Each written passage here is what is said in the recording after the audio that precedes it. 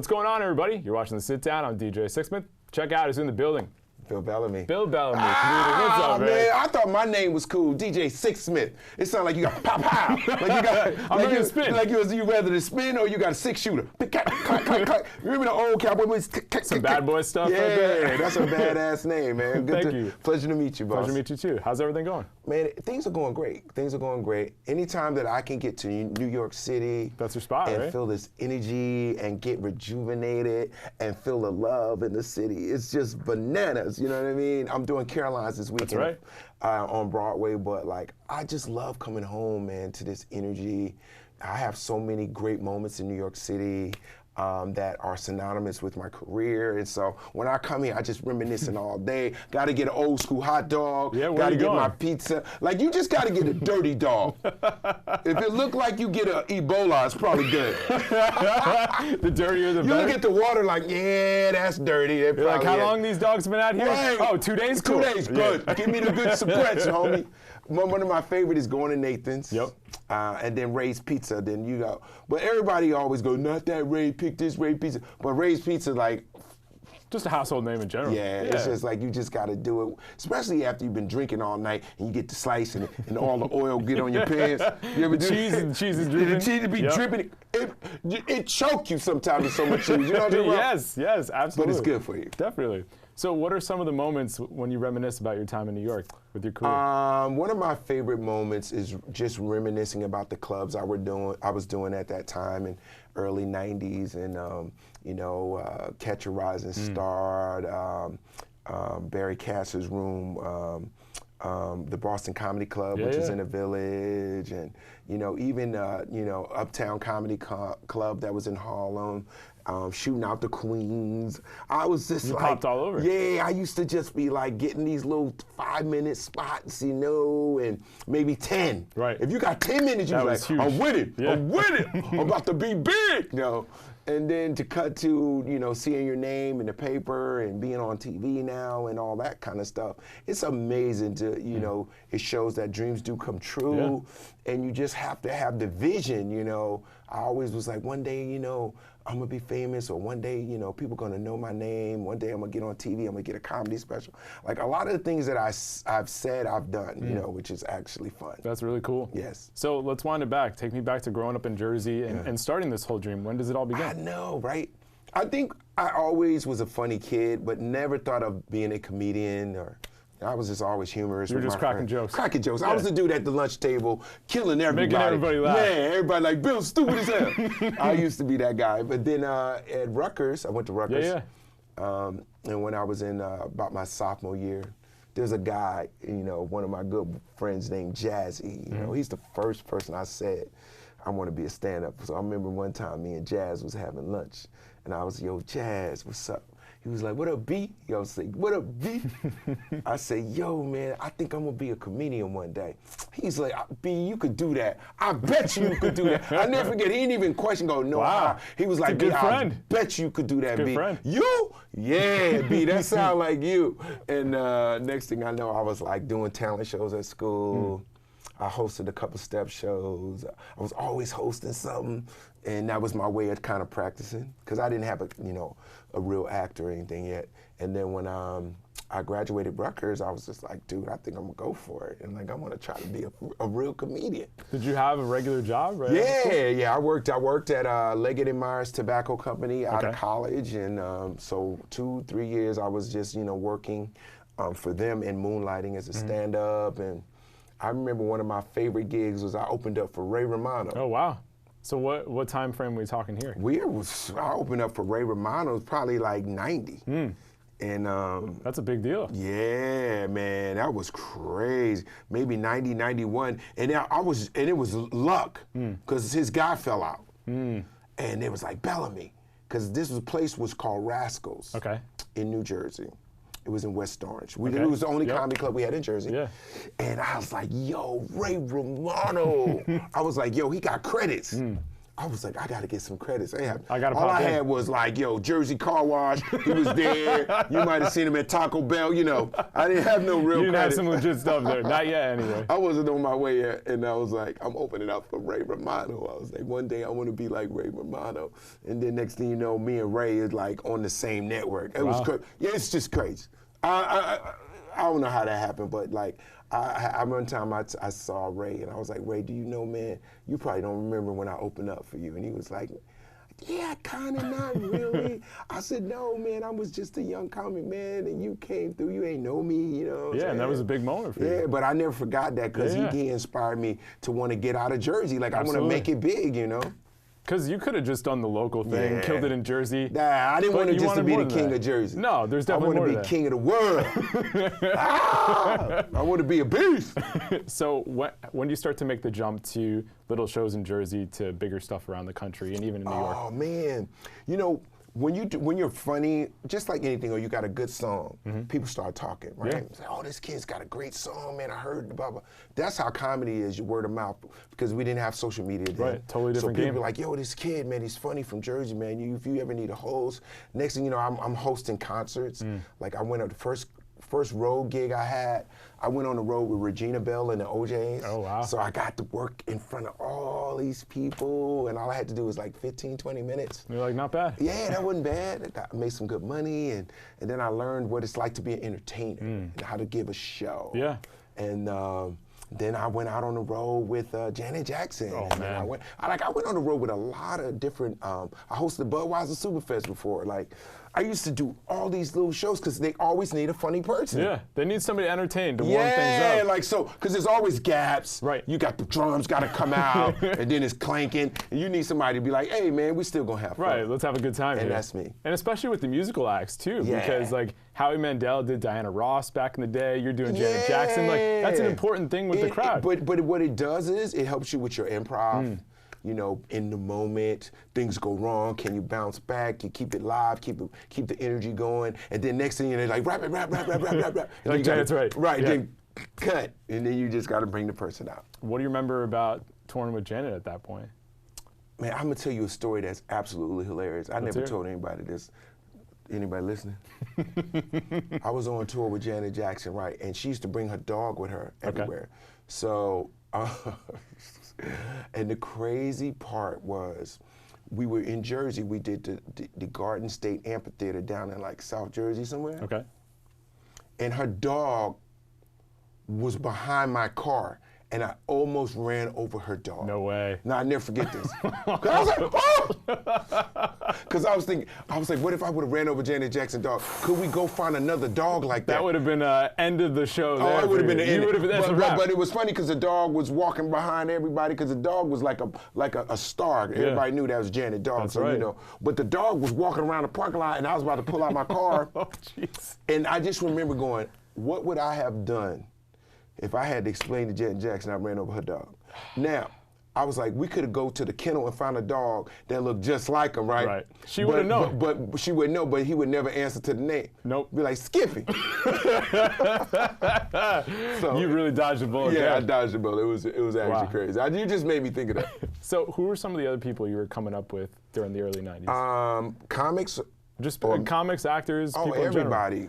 Dave Chappelle, Chris Rock, Bernie Mac, artists, Diddy, Jay-Z, Snoop, Dr. Dre, Yeah, Ice you remember Cube, these guys all from the beginning. Kurt Cobain. Yeah. Sugar Ray. I mean, the list goes on and on. Like, I remember the first time I met Mike Tyson. That must have been pretty wild. I met Mike Tyson at Webster Hall. It was some kind of fly party thing, right? And I didn't know Mike Tyson knew who I was. You know what I mean? I know he's famous because he's a rock star at this moment, right? And we both happened to be in the men's room at the same time.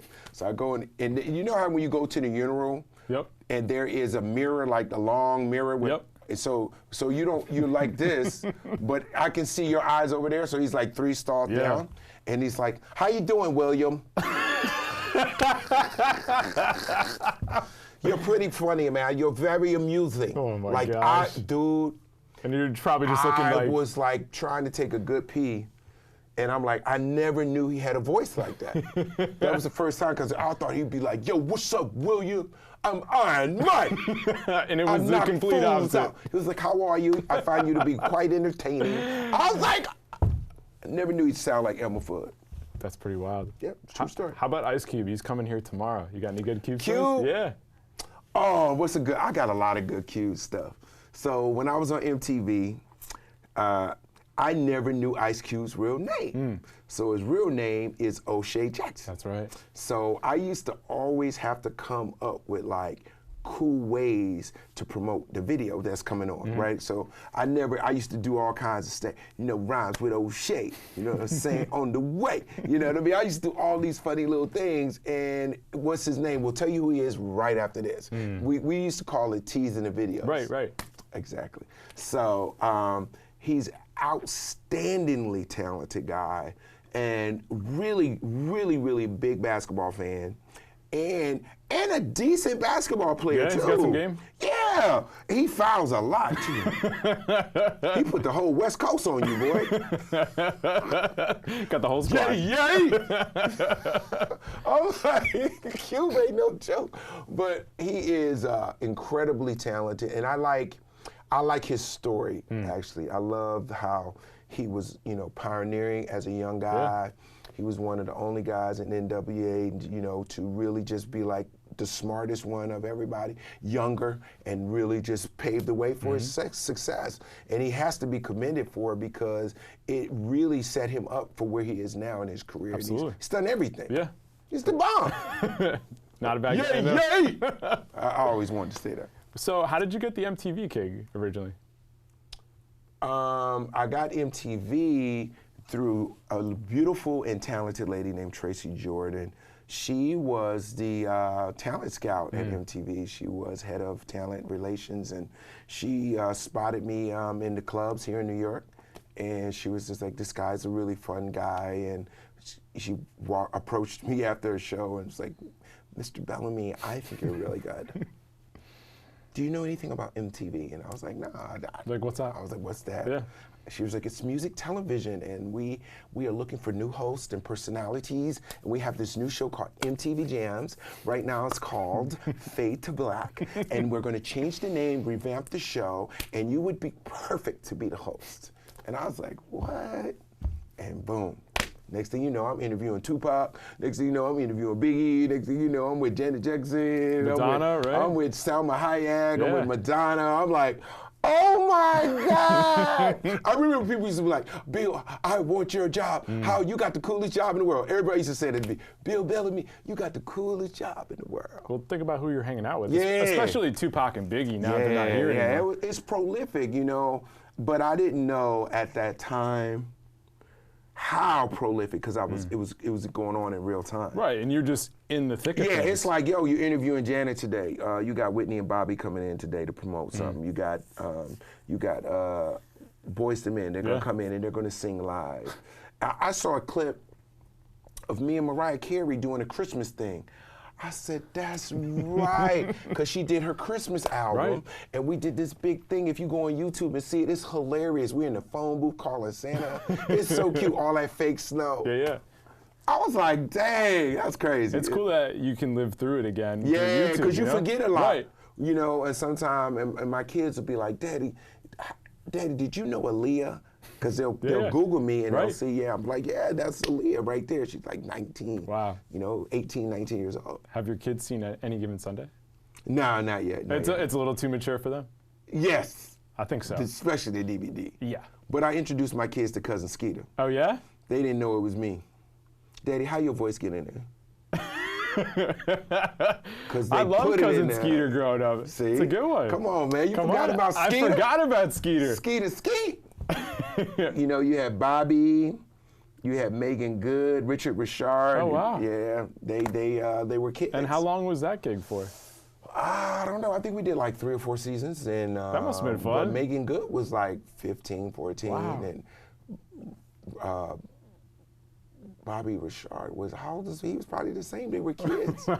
Skeeter was timeless because he was a puppet. Yeah. But just think, they grew up on the show. They got big. They started getting big. That's what happened. They start He started getting all muscular and stuff. Like, man, he ain't no little kid no more. No, definitely not. We saw him grow up right before Yeah, our eyes. yeah. That's the crazy part about doing kid shows. Right. You see him like morph into a human, like an adult person. You had some good timing with Nick and with MTV. It seems like right place, right time for you. I'm good. You know, I'm good. All right. And then like I'm having good timing this weekend. Yeah. I have great weather here. Absolutely. Caroline's and Broadway, one of my favorite venues. What do you love about it the most? I like you can see the way it's set up in that room. You can see the whole room and feel it, because the only thing about the stage is kind of small. It's not as big as I really like it. But what's cool about it, you feel like you're in the crowd because they're right around you. Like you can see faces right here, right here, right here. Yeah. And then you're really knowing if your jokes are making direct contact. You see the forks move, you know you get. Yeah. Oh! Yeah. Going back to Any Given Sunday for a moment, what's something that not a lot of people know about that experience from you? Any Given Sunday, the biggest thing that people wanted to know was the fight reel with, you know, LL Cool J and Jamie Foxx. Yes. And I was in it as blows. I was like, guys, we're shooting a movie. Can we chill? Guys, I got lines, guys. Guys. Trying to do my thing here. Time out. I'm trying receiver. to blow up as well. Yeah, but if we would have had social media back then, oh my God. I mean, just LT alone. Yeah, but the thing about it was people heard about it though. People was like, was there a fight on the set? It was one of those things sort of the word of mouth kind of like gave the movie some kind of edge, you know. It was like, yeah, we was fighting. Hell yeah. Yeah, we're hard. We hard as hell. Everybody was fighting though. Like, it was so intense. Because football is such a machismo sport. Oh, no question about it. All these alpha males, all these great athletes, everyone's hot, everyone's, you know, needs water, and we're doing 2-a-days. And, you know, there was a lot of fights that nobody even knew about, but they're quick. And football is a quick fight. It's a scrap, yeah. Yeah, it's just, I mean, go ahead, man. You want to get something to eat? Yeah, it's never, That's what happens, like mini camp, these guys it's just are like, yo, heads. man, go ahead, man, stop pushing on me, bro. You know, but then it's over, and then they hang out. And then you just go on to the But next that's thing. just football, because it's just energy. Absolutely. You know, it's like, oh, man, you strong as hell. And then you give them some love. Yeah. So when people check out your shows, whether it's here at Caroline's in the City or elsewhere, what kind of show are they getting? I would like say Bill Bellamy is Imax, you know what I mean? I'm Imax because it's full throttle, it's right in your face, it's, you know, things moving. I'm not you know, just a sitting in one place comedian. I'm so, you could tell by my energy, like I'm a physical dude. Yeah. I make a lot of faces. You laugh hard though, like if you're trying to be cute, you know, you give yourself an aneurysm just trying to hold it. So just let it go. And you feel amazing when you leave. How about when Nicki Minaj dropped your name in a song? A lot of people could drop my name, man. Who else? I'm a boss. Yeah, you are. Come on, Sixsmith. Come on, who else? Understand it. You know how many? Okay, you ready? Yeah. The ones that I know off the top of my head. Let's hear it. Nicki Minaj. Yep. Gucci Mane. Gucci Mane. The Migos. Oh, okay. Eric Sermon. Lil B. They know what's up. Lil B. Yep. Lil B did a song called I Got 6 Felonies, I'm Bill Bellamy. You know what I mean? No. Man, it was crazy. I gotta check that one out. I was saying the Migos, screw. My son said, Daddy, you must be big. The Migos talk about you. I'm like, yeah. You're like, hell yeah. Hell yeah. I'll take that one. Shout out to Quavo and Tater Tot and Takeoff. Good guys to be in with. They're the guys. They're the guys. They're the guys. Well, Bill, it's been a pleasure, man. Thank you, man. Thank you so much. This guy going to be at Caroline's this weekend. Thanks so much for watching The Sit Down. See you next time. Yeah. I'm a boss.